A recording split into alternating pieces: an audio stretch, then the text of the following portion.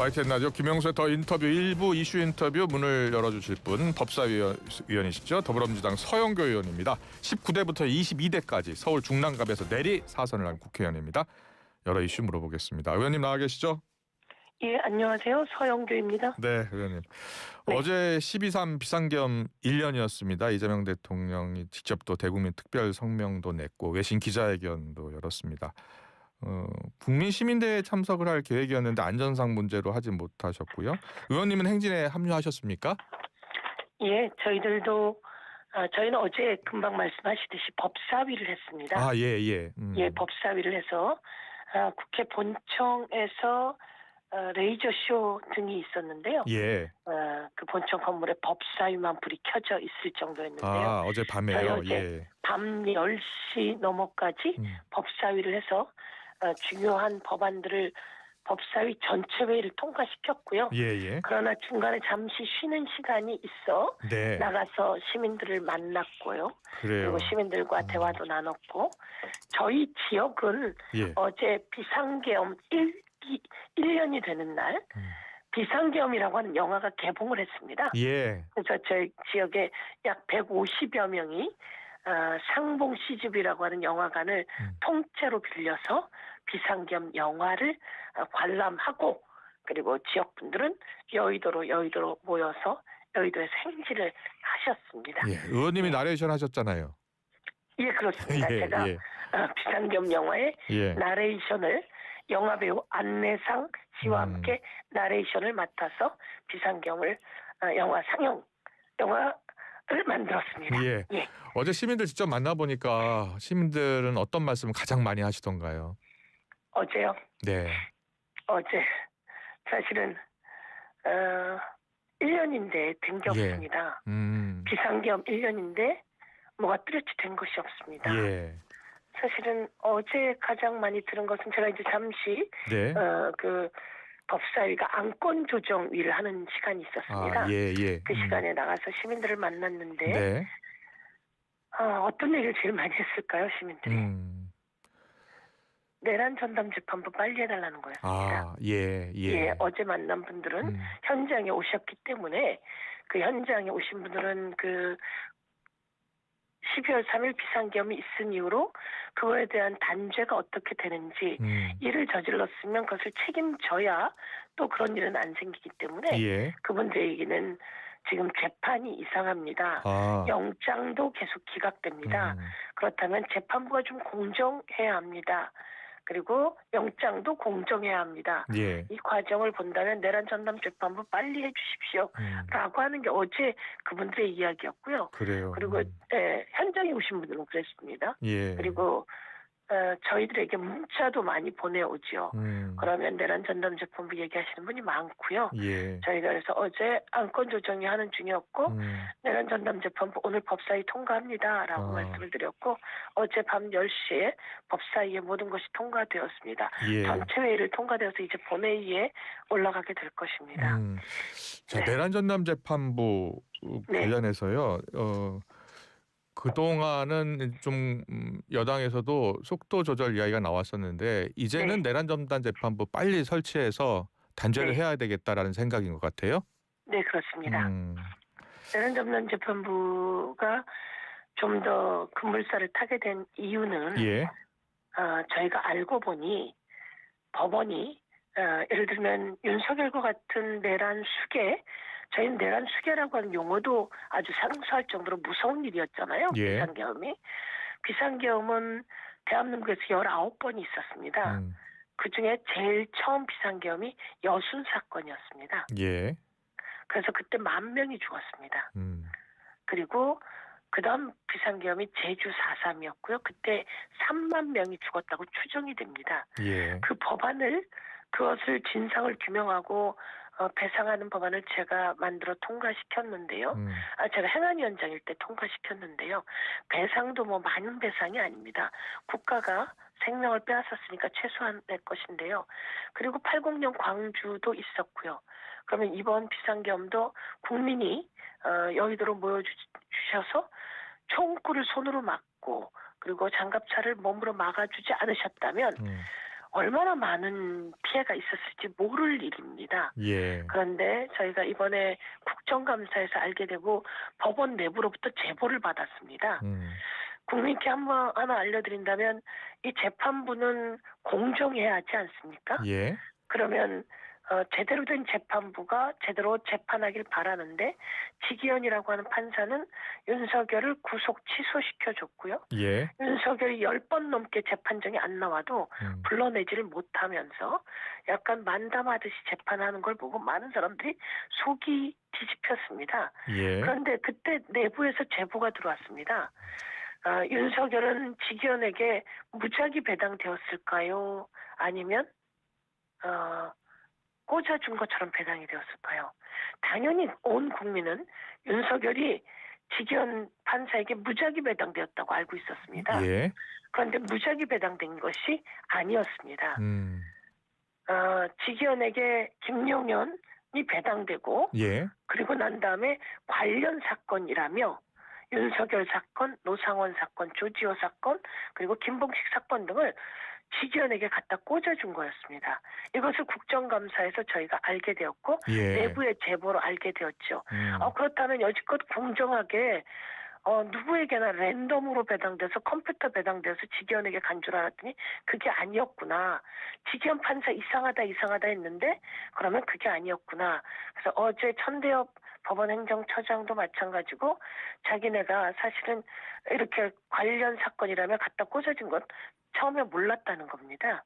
예. 저희가 제보를 받고 국정감사에서 말했더니 다시 그들이 보고를 받았는데 김명현이 지기현 판사에게 배당되고 그 다음 관련 사건이라면 그냥 법원에서 판사들이 모여서 아니 그냥 누가 모였는지 모여서 배당을 한 겁니다. 예. 무작위 배당이 아니었습니다. 그렇다면 공정하지 않은 거죠. 공정치 그래서 않고요. 그 불법이죠. 그걸 그렇습니다. 주도한 세력은 누굽니까? 법원에서 저희들도 아무도 몰랐었죠. 예. 당연히 랜덤으로 무작위 배당된 줄 알았는데요. 그렇지 않았던 겁니다. 그래서 저희들이 그 사람이 누구인지 가지고 와라. 예. 근데 제대로 가지고 오지 않고 있습니다. 어떤 회의 어떻게 통해서 가지고 오시오라고 해도 가지고 오지 않지만 저희들에게 보낸 자료는 윤석열, 조지호, 김봉식 이런 사람들은 경찰청장입니다. 예. 그리고 노상원 이런 사람들은 관련 사건이라며 지기현 판사에게 보내줬다라고 하는 건 저희들에게 자료로 가지고 왔고 보고 들어왔습니다. 예. 그렇다면 이게 공정하지 않은 거다. 사람들은 의아했고 그래서 그렇다면 이걸 법으로 제가 했던 말은 공정하지 않는다면 이건 재판은 공정해야 한다는 게 헌법인데 법원은 헌법을 위반한 거다. 그렇다면 법률로 이걸 고쳐줘야 한다. 그래서 내란 전담 재판부를 만들게 된 거고 큰 물살을 타게 된 것입니다. 예. 자, 이게 지기현 판사가 재판을 맡도록 결국 이제 대법원에서 그렇게 예. 주도를 했다는 취지로 들리는데요. 이 사람들은 예. 대법원은 사실 몰랐다고 얘기합니다. 대법원은 몰랐다고 대법원은 하는데. 대법원의 법원행정처장이나 법원행정처 차장은 이렇게 이야기합니다. 네. 김용현 사건이 처음 들어왔습니다. 그 사건은 내란 전담 재판부라고 하는 것이 없어서 일반 사건으로 해서 랜덤으로 무작위 배당했습니다. 이렇게 예. 이야기합니다. 근데 그 과정에서도 6개 재판부를 제외합니다. 그럼 왜 6개 재판부를 제외했는지 가지고 오라는데 그렇지만 그걸 가지고 오지 않습니다. 예. 그리고 난 다음에 김용현 사건은 내란만이 아니라 사실 직권남용도 있습니다. 그렇다면 이런 거는 선거 부패 전담에 보내도 되는데요. 벌써 법원 안에는 전담 재판부가 있었습니다. 예. 선거와 부패 전담 재판부. 예. 지기현이라고 하는 사람은 식품과 보건 경제 전담 재판부였습니다. 그런데 거기다 그걸 갖다 맡기고 윤석열 사건이 또 들어옵니다. 그러면 이거를 관련 사건이라면 거기다 맡기게 되는 거죠. 예. 천대엽 법원행정처장이 관련한 답변은 몰랐다라는 거예요? 관련하여라고 저희들에게 답변을 해서 제가 예. 물었습니다. 그러면 원래 처음부터 여러분은 관련한 사건이라고 해서 배당된 걸 알았느냐? 몰랐다는 거죠. 예. 그러면 여러분은 어떻게 알았느냐? 우리는 모두 다 무작위 배당인 줄 알았다. 그게. 예. 그리고 컴퓨터 배당인 줄 알았다. 그랬는데 법원행정처장도 자신들도 그렇게 알았다는 겁니다. 그래요? 예. 예. 그러니까 그전에는 그렇게 알았지만 저희가 내부로부터 제보를 받게 됩니다. 예. 이게 적시 처리 필요 사건이라고 해서 이것을 갖다가 그렇게 정하고 자기네가 알아서 배당했다. 그렇다면 알아서 배당하게 된 이유를 묻고 그렇게 됐느냐라고 물었을 때 관련 사건이라면 그렇게 배당했다는 겁니다. 그러면 내란 수계의 이 어마어마한 사건을 관련 사건이라며 그냥 배당해 주는 일이 있느냐라고 해서 관련 사건이라고 하는 배당은 어떤 게 있느냐라고 제가 판사들에게 물었는데요. 예. 예를 들면 뭐 사기 사건이 하나 있습니다. 그 김건희 사건이 있다고 치죠. 예. 그럼 김건희 씨가 샤넬 가방을 갖고 있다가 그 다음에 또 그 디올백이 들어옵니다. 사건이.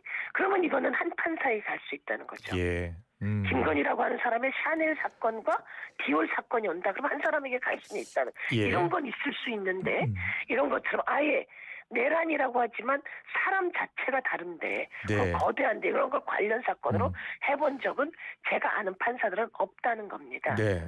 자, 그렇다면 이게 처음부터 공정하지 못한 배분이었다라고 저희들은 볼 수 있었고 예. 그리고 위헌적인 거죠. 근데 이걸 이번에 국정감사에서 알게 된 겁니다. 그렇군요. 예, 네. 서영교 의원께서는 과거에 이제 조희대 대법원장 회동설도 제보를 받았다라고 이야기해 주셨잖아요. 그렇습니다. 한덕수전 총리, 정상명 전 검찰총장, 윤석열 전 대통령 탄핵 전에 회동을 했다라는 내용과 맥을 같이 하고 있다 이렇게 보시는 거예요? 저는 그 제보를 받기 전에 5월 1일 1년 전에 벌써 이재명 사건은 이재명은 대통령 후보가 되는 일이 없어. 왜냐하면 이재명은 대법원에 올라면 알아서 대법원에서 처리하기로 되어 있어. 그렇게 하고 조희대 대법원장이 된 거야. 라는 이야기를 직접 하는 얘기를 당시 여권의 고위직 관계자로부터 들은 국회의원이 저에게 제보를 한 게 있습니다. 그런 내용이 있었고 그 다음에 또 현재 국회의원인 그건 이제 얘기가 되었지만 최혁진 국회의원이 국회의원이 아니던 시절에 그 4인 회동실을 저에게 제보를 한 겁니다.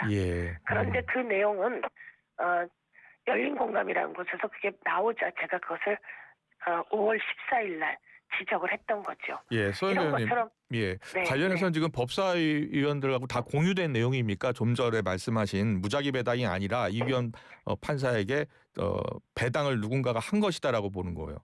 관련 사건이라며 그들이 배당했다는 것은 그냥 갖다가 무작위 랜덤 컴퓨터가 아니라는 건 벌써 이번 그 국정감사에서 제가 자료를 받았고요. 그리고 법원 행정처에서 전부 다 그렇게 시인했습니다. 그래요? 어제도 시인했고요. 그러니까 한번 여쭤보겠습니다. 윤석열 사건을 컴퓨터로 어느 판사에게 가든 무작위 배당했을까요? 그게 아니라는 겁니다. 저희 다 깜짝 놀랐죠. 그러면 윤석열 사건은 어떻게 해서 지기현 판사에게 배당이 된 겁니까? 라고 했을 때 김용현 사건을 지기현 판사에게 배당되어서 관련 사건으로 넘겨주었습니다. 그리고 조지호라고 하는 사람은 경찰청장 아닙니까? 거기도 마찬가지로 관련 사건이라고 지기현에게 넘겼습니다. 그러면서 그 사건들은 전부 다 재판이 공개되지 않았던 겁니다. 그래서 저희가 법을 바꿔서 중계를 하게 한 거죠. 특검법을 바꿔서. 그러다가 저희가 중간에 제보를 받게 된 겁니다. 이 제보는 저희만 받은 게 아니라 언론인도 받고 다 받았는데요. 윤석열 사건은 무작위 배당한 것이 아니었습니다. 윤석열 사건은 김용현을 조지호에게 배당하게 되고 그때는 랜덤 무작위라고 합니다. 그런데 그것도 석연치 않습니다. 여러 개의 재판부를 빼고 하게 됩니다. 그러면서 거기서 하는 말은 윤석열 사건은 그렇게 해서 그냥 갖다 보내준 겁니다. 그리고 다른 사건도 그렇게 그냥 보내준 겁니다. 저희가 다 의아해했는데 그게 사실이었던 겁니다. 그래서 이게 이번에 국정감사에서 밝혀졌고 그렇다면 이게 법원이 이상한 일을 해오고 있었구나. 그런데 이런 내용을 법원 행정처장이나 차장도 사실 저희들이 이 문제를 제기하기 전까지는 무작위 배당인 줄 알고 있었다는 겁니다. 알겠습니다. 이 관련 제보 내용 그리고 조희대 원장과의 어떤 관련성 여부 등을 좀 더 따져봐야 될 것 같아요. 그렇습니다. 저희는 조희대 대법원장 체제 하에서 그렇게 된 것이다라고 얘기를 하고요. 저희가 국정감사에서 제기한 것은 조희대 대법관 시절 직위원은 대법원 연구원이었습니다. 예. 예, 여러 명 중에 한 명이겠으나 그것이 연결되는 이번 국정감사에서 밝혀진 내용이라고 보시면 될 것 같고요. 예. 또 영장이 계속 기각됩니다. 음. 이번 2월에 수원에 있던 3명의 판사를 그대로 데리고 와서 영장 판사 3명으로 앉히게 되는 겁니다. 관련해서요, 그렇다면 의원님, 관련해서 혹시 국민의힘 의원들도 같은 제보를 받았습니까? 그거야 모르죠. 음. 국민의힘에게는 제보했는지 아니면 받았는지는 모르겠지만 예. 이 내용은 이번 국정감사에서 드러난 내용입니다. 예. 그리고 그것을 적시 처리 필요 중요 사건 지정이라고 해서 저희들에게 자료가 왔고요. 예. 그 자료는 제가 벌써 여러 번 그건 법원에서 나온 자료입니다. 예. 예. 그래서 적시 처리 필요 중요 사건이라고 하는 형식이 있더라고요. 예. 그렇게 해서 이거는 그렇게 해놓으면 자기네가 마음대로 배당할 수 있습니다. 이런 식으로 얘기를 하는데 그렇게 하면 공정하지 않은 거죠. 예, 알겠습니다. 이 관련해서는 대법원의 공식 입장도 확인을 해야 되고 특히 야당의 또 입장도 확인을 해야 될 것 같습니다. 잘 들었습니다. 예. 네. 그리고 어제 또 이슈가 된 게 있어서요. 좀 여쭤봐야 될 것 같은데 문지석 원내수석 부대표. 조금 전에 조금 전에 예. 하나 더 말씀드리겠습니다. 네. 이건 정쟁이 아닙니다. 팩트입니다. 예, 팩트 확인 필요하죠. 언론은 팩트를 확인해주고 예. 이 부분을 확인해야 할 일이 있습니다. 제가 YTN이 사형화되고 있지 않았습니까? 예. YTN 민영화 저지 대책위원회 위원장을 맡았고 예. YTN의 공공성 강화를 위한 위원회 위원장을 맡았었습니다. 예. 윤석열 정권 초기에 YTN의 지분을 KDN이 갖고 있었죠. 그리고 마사회가 갖고 있었는데 그것을 팔으라고 강요당했었습니다. 예. 그래서 YTN은 유진이라고 하는 그룹에 넘어가게 되었죠. 그게 방통위 2인 체제에서 결정한 거 아닙니까? 예.